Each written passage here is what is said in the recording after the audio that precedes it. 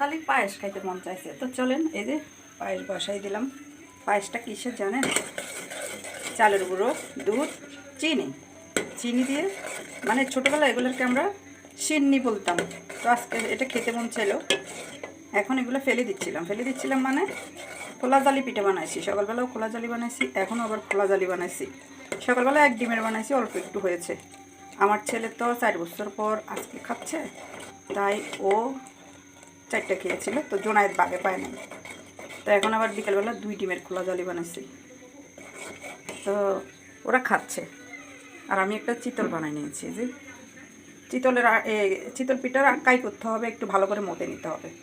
তো খোলা জালির আবার মরতে হয় না, তো সেই জন্য সুন্দর হয় না। এই যে তো এখন হঠাৎ করে সিন্নি খাইতে মন চাইলো, তো লেট করলাম কেন, এগুলো তো ধুয়ে ফেলে দিচ্ছিলাম, পাতিলটা ধুয়ে ফেলে দিচ্ছিলাম। তো সুন্দর করে একটু পানি দিয়ে দিচ্ছি শুধু, সাথে একটু দুধ দিলাম, চিনি দিলাম, একটু লবণ দিলাম। এই খাবার কত খেয়েছি ছোট্টবেলায়, তাও শুধু লবণ দিয়ে, আটা দিয়ে। তো সেই জন্য আজকে আবার খেতে মন চাইলো, তো এই যে রান্না করে নিলাম। ছোটোবেলার কথা কি ভোলা যায় বলেন? কতজনের কত স্মৃতি আছে। আমাদের স্মৃতি আছে গরিবের গরিবানা স্মৃতি, বড় লোকের কোনো স্মৃতি নেই আমাদের। আমরা অনেক গরিব ছিলাম।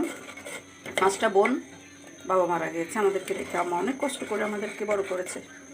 আজকে আমাদের সবাই সব কিছু আছে, কিন্তু আমার আম্মা নেই। আল্লাহ যেন আমার আম্মাকে বেঁচতে নসিব করেন। আমরা আমার মাকে কিচ্ছু খাওয়াইতে পারিনি। কে কে খেতে পছন্দ করে না, কে কে খেয়েছেন এরকম চালের গুঁড়ি দিয়ে? আমি নাকে টাকলে দিব না, এমনিতেই খাবো।